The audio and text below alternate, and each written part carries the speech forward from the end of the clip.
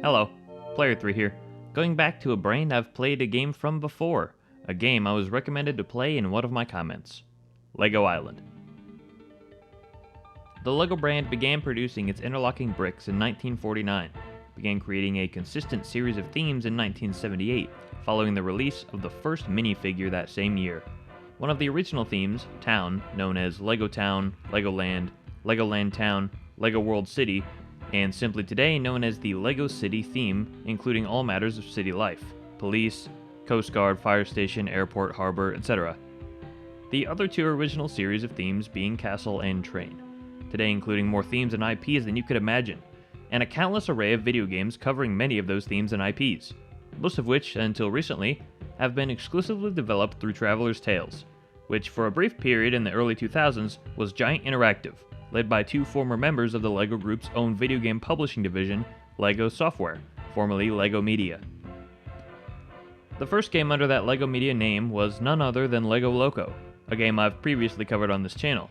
Even prior to that, however, there were two video games. One, the first LEGO video game, exclusively released in Japan on the Sega Pico, LEGO Fun to Build, a toe in the water of the video game industry, but their next endeavor being a full dive into what would eventually become a multi-billion-dollar success for the brand. In 1995, it seemed that LEGO was really looking to get a foothold in the video game industry. At the same time, Mindscape was really looking to make a video game involving LEGO. It was a match made in heaven, and following the Toy Fair New York in 1995, meetings ensued between the two companies, including a meeting at Wes Jenkins, soon to be the LEGO Island creative director's apartment. In 1996, Wes and his wife built a physical model of what would become LEGO Island using recently released and some unreleased LEGO sets to further help development. And if that wasn't enough, they had a focus test with kids actually playing with Legos on the table to see how they would interact with it, and then implemented findings there into the game. That's honestly really impressive. The lengths they went to make sure it was enjoyable as possible for kids' entertainment. Can you imagine though? If you were one of those kids, yeah, the video game itself would have been cool, but this huge table of LEGO Island to play on however you wanted. Man, that would have been so cool. Development even went as far as to nearly include actors such as Mickey Rooney and LeVar Burton to do voice acting, and musicians such as Mark Mothersbaugh from Devo and Ray Manzarek from The Doors to compose music for the game. Can you imagine? And this wasn't Mindscape or the LEGO Group reaching out to those big names to bring them onto the project. Those actors and musicians were interested themselves, and they asked if they could join. But unfortunately, all of those options were beyond the budget for the game. Needless to say, there was a lot of thought and effort for this game to make it an amazing new experience. LEGO comes to life in a video game.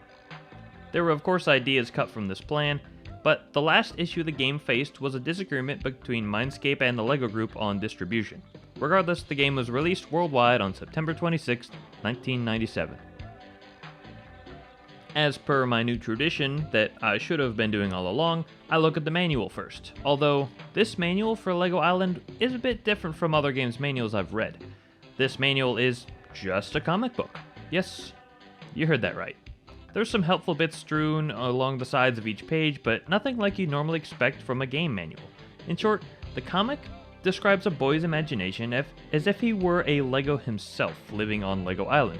The boy, Pepper, gets sucked into the LEGO world and becomes a LEGO figure and has to help the people of LEGO Island complete tasks, including saving the island from the Brickster. It's a cute story, but damn, Pepper, that hair, what the fuck is that? Opening the game, the information you'd wish to have read in the manual takes place in the Info Center, introduced to you by the Infomaniac. But of course, now, during all this, the Info Center, I'm not sure of the issue with the specific game I had, but there were some aspects that, when I tried to access them, it would just crash the game. I gotta say, this did slightly affect my opinion of it, and having to watch some gameplay of parts I wasn't able to reach myself because of that fact. Either way, there was a lot here, even just in the Info Center, which, one of those being short videos introducing each playable character and what they are like. You got Pepper, the skateboarding pizza delivery boy. If he mentions a degree one more time, I'm gonna slap him silly. Nick Brick, the film noir police detective. Let's see, there's another cop here too. If I remember right from the comic, Laura. Oh dear God, why is Laura burning in hell? Why would they choose that intro? There are better ways to show how she's supposed to be a badass police lady. Oh my god. And then you have Mama and Papa Briccolini, the Italian immigrant pizza shop owners. Okay, I get the gist of it. Let's head outside. I need to get away from the infomaniac floating around every which way. It's weird. Oh, great. He does it outside, too.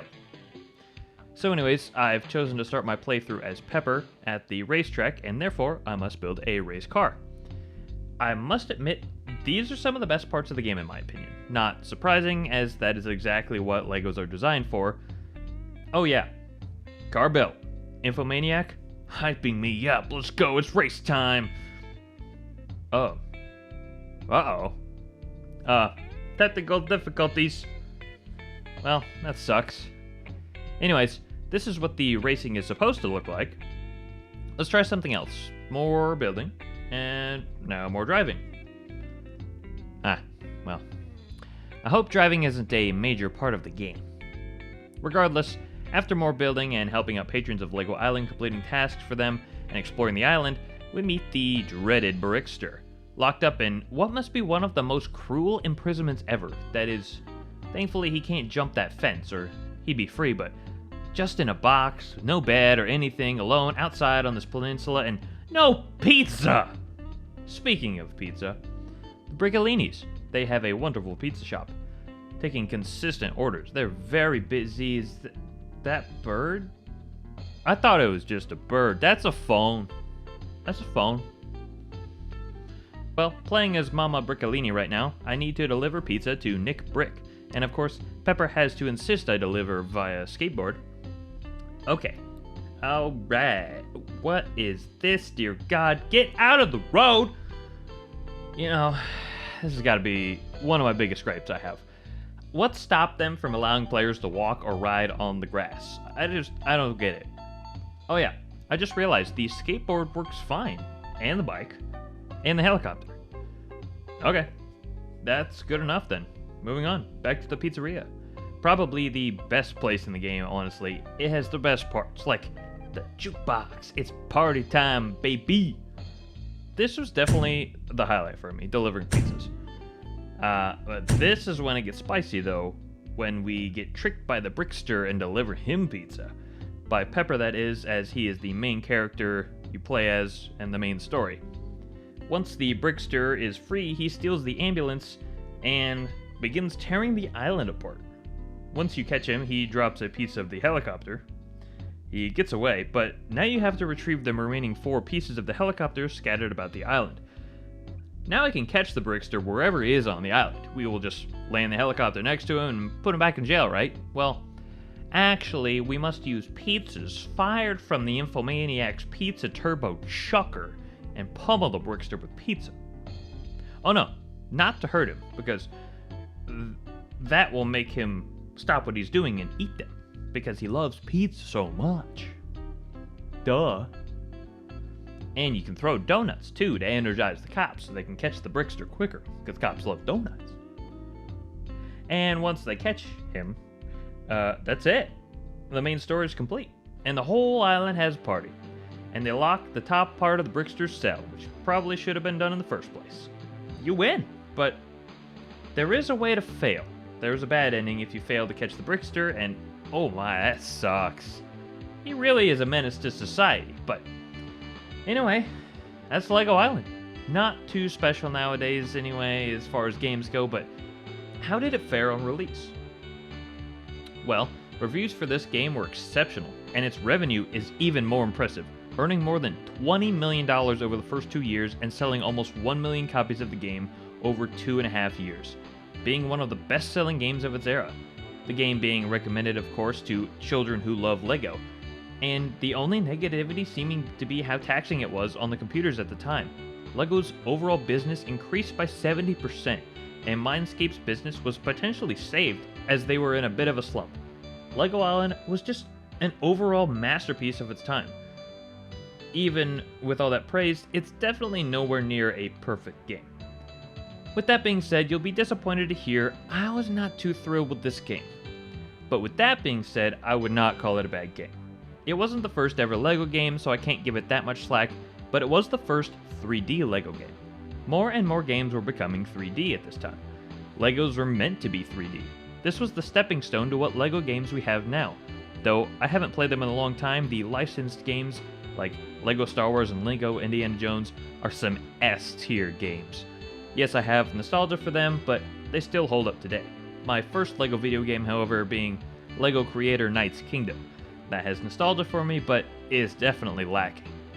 But I get it. LEGO has been around for a long time, and for some of you, LEGO Island was your first LEGO video game, maybe even playing the games before the toys themselves. Like I said, not being too thrilled, I gotta give LEGO Island a 4.